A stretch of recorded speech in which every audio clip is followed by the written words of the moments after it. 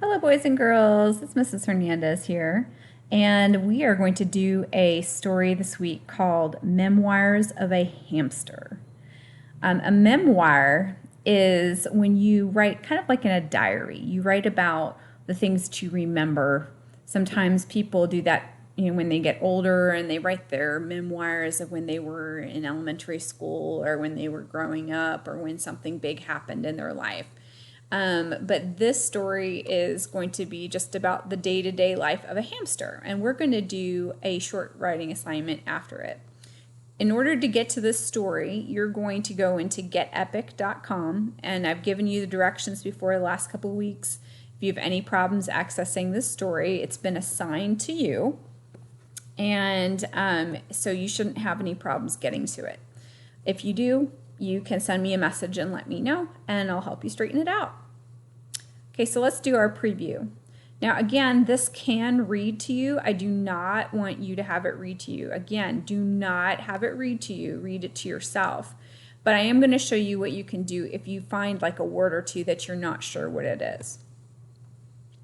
Okay, so the way this book is set up is he talks about every night and what he does. So, for example, night 1. My life is perfect. I have a bowl full of seeds, a cozy pile of wood shavings, which are these things right here. That's what they often like shave different little pieces of wood in there. They're kind of soft. And then they use that to have hamsters lay in them for like a bed.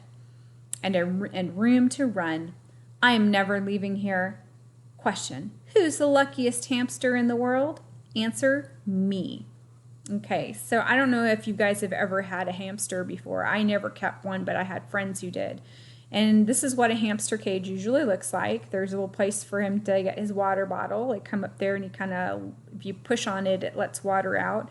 He's got some seeds here for his food and the wood shavings that we talked about in his little cage. And it's got a little mesh top there so he can get air, but no other animals can get in. And you'll find out why that's important in just a moment.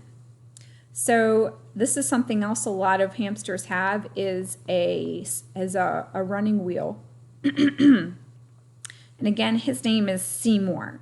Now, while I'm recording this, it won't let me do this, but if you click on a name or, well, sometimes it doesn't tell you, but some of them, some words like, let's try this. Oh, it did do it. Okay. Sometimes when I'm recording, it won't say the word on there. But some words you can click on them and it will tell you the word. That's okay. Like while you're reading this, if there's a word or two you don't know, it's okay to click on that word for it to tell it to you, but the rest you should do for yourself. So night 2, he's going to talk about what's new. And he got this new wheel, a hamster wheel. This is something that they often have. And he calls it the Fuzzy Boy 360. He gives it kind of like a fun like engineering name. Okay, so what's happening here? Night 3, he's got his water bottle. Something happens with that. All right, he loves working out on his wheel. It was interesting about this on night 4, probably the girl who owns him, he just calls her little girl. And came by and gave me a kiss on the nose. Nasty. Hello, ever heard of germs? But she also gave me 2 yogurt drops. Okay, so we know that we often kiss our pets, but from his perspective, he's telling us that he does not really like that. All right. So, but he does like the yogurt drops. He gives her a couple. He can't give a hamster an entire thing of yogurt, so he just gives him a couple drops. Ooh, night 5. What do you think is going to happen here? We get introduced to another character, and his name or her name is Pearl the cat. What do you know about cats and hamsters and things and other animals that look like hamsters? Do you think they're going to get along? She says, I'm going to the sunroom. And he says, sunroom? What's a sunroom? A sunroom is kind of like a porch that you have on the back of your house that is completely closed in. Like it has regular windows, but it has lots of windows, so you can get lots of sun, which is why they call it a sunroom. Okay, night 6, we're going to learn some more about what happens that night. Night 7, Pearl comes back, and I'm going to read part of this to you and talk about some of the vocabulary.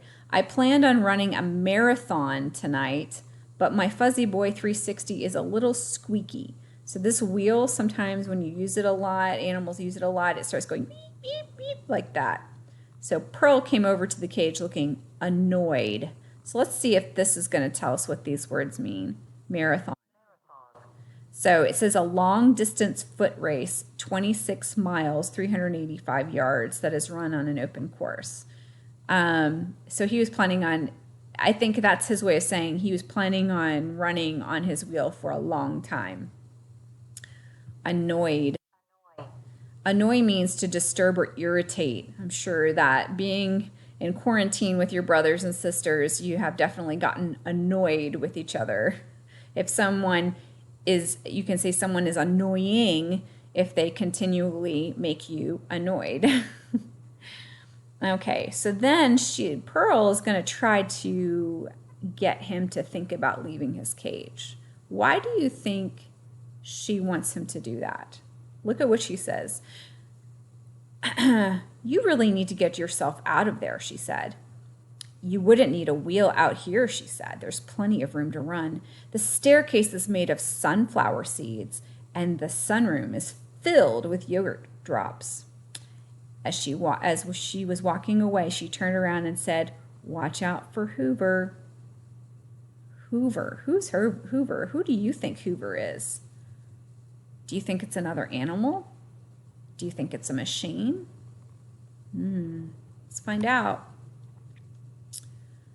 Okay, night 8. Now she made him feel bad. Look at him. What kind of feelings do you think he was thinking? He said, how could I concentrate knowing what I know? Imagine a whole staircase made of sunflower seeds and the sunroom. Don't I deserve to be in the sunroom? So what's he thinking about? So Buck the dog, we meet another character, Buck the dog.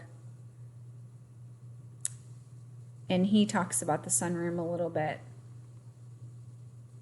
What do you think he's going to do next? Look at this page at night 9 and night 10. What is he going to do? What do you think he's going to do after he does this? Okay, I'm going to stop right there, but I'm going to give you some instructions. So you're going to go back to the beginning of the story. I've assigned it to you. You're going to read the entire story to yourself. Remember, you can click on some words if you don't know how to pronounce them or what they mean. When you get completely done with the story, you're going to see, if you turn the page all the way to the end, you're going to see that there is a quiz for you to take. So you're going to do that, and then you're going to go ahead and click on the link I provided for you, which is going to talk about a really quick writing assignment that I would like you to do and share with me. All right, happy reading, friends.